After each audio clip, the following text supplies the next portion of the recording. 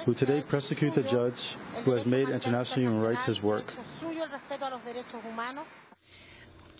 She was speaking from Chile. Could you comment on the significance of Baltasar Garzón's indictment of Pinochet? What was it, 20 years ago? Boy, it's hard to believe right now that it was that far. It changed the situation in Chile because Pinochet was untouchable. And he was no longer,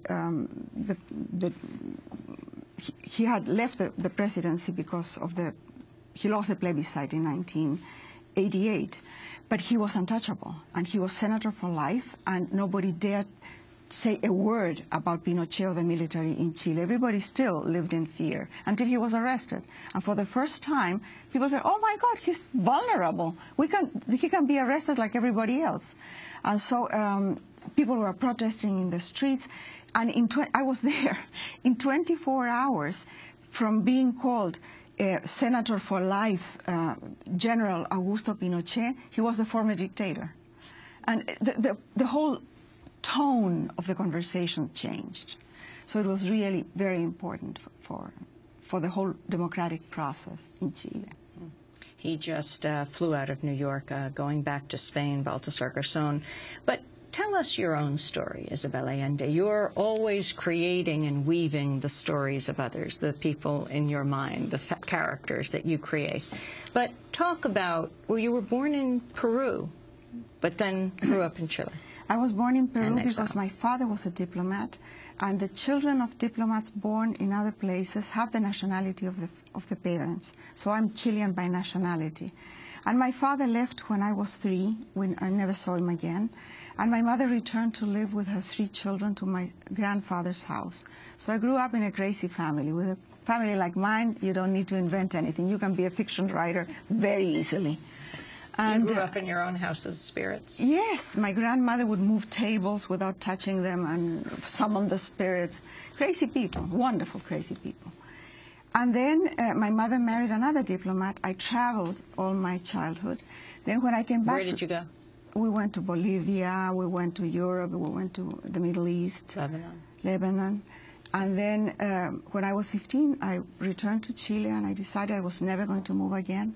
But that was not going to be my fate. So I married, had 2 children, worked as a journalist, and then we had the military coup in 1973, which was a brutal event that divided the country, and many, many people were arrested, tortured, executed, many disappeared. But this was not only a coup against the country and the elected President Allende, it was a coup against your family, as he was your uncle, your relative. I didn't feel that way. I didn't feel that it was particularly against my family. I felt as a Chilean that me and like everybody else was suffering. The fact that we were from the same family, to me, didn't make any difference because other people had worse fate than me and my brothers, for example. But in any case, the Allende family left. So I stayed in Chile for a while because I thought that this couldn't last. Chile had the longest and most solid democracy in the continent.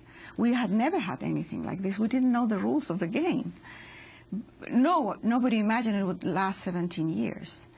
And so after a year and a half, when things were really bad, I left first alone, and then my husband and my children reunited with me in Venezuela. And we waited to go back, and we couldn't go back. And then I became a writer, and then... What do you mean you became a writer? Tell us how you became a writer. Well, my grandfather was dying in Chile. I was very close to him because I grew up in his house. And so in 1981, I started writing a letter for this dying grandfather that died without receiving the letter. And I kept on writing at night. I had a day job, of course. And by the end of the year, I had 500 dirty pages on the kitchen table. And that was The House of the Spirits, my first novel. And you started writing on January 8th, and you've begun all your subsequent novels on January 8th? Yeah, but at the beginning it was superstition, I admit it. But now it's discipline. I need to clear my calendar and have a schedule. Without a schedule, I couldn't write. With that first book, The Dirty 500 Pages, how did you get them published?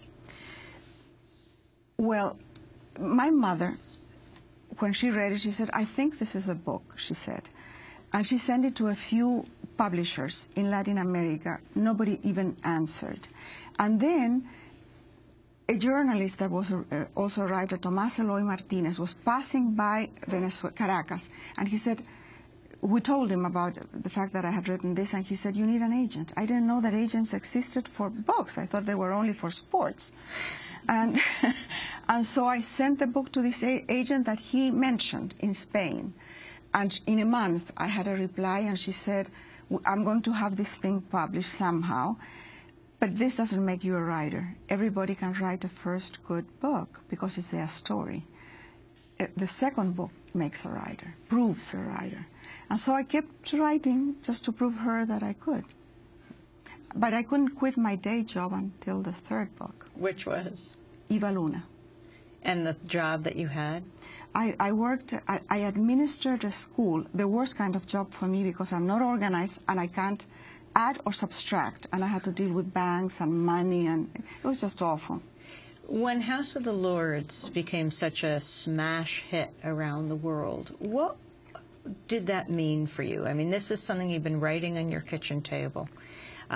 This was a letter to your dying grandfather. What does that mean when it takes on this life of its own and millions of people are now entering your life? It didn't happen suddenly. House of the Spirits. It didn't happen suddenly because I was living in Venezuela and all the success was happening in Europe. So I didn't know. I just kept my job, kept on writing in the kitchen the second book. And then by the end of the year, I got some checks in a brown envelope. I was very surprised. And slowly, it all started slowly. The success didn't reach Venezuela until much later. And then my life changed. First of all, the writing gave me a voice, connected me with people, put me in the world again. I was 40 years old. I felt that my life had no meaning. It was a failure until I started writing. And Isabel Allende, we just came back from a trip to Bolivia. Oh. As you know, your father's first cousin was Salvador Allende. As you look upon the sort of new generation of leftist Latin American leaders, do you see any of them as continuing in Salvador Allende's footsteps? No, it was a different time. In the 70s, when Salvador Allende was elected, it was a time of the Cold War. There were no examples of socialist governments in the Western Hemisphere. The United States and Russia had divided the world, and what had happened in Cuba had terrorized the American government. So the CIA was involved in the Chilean election immediately because they didn't want nothing that even smelled like socialism in any other country. And because we had elected a socialist president that was a democratic socialist president, the CIA could not allow this to happen in any other country. It had to fail. So the idea was to sabotage and boycott the whole thing to make it fail first. And then, after 3 years, when the country was really in a terrible economic, social, and political crisis, we had parliamentary elections.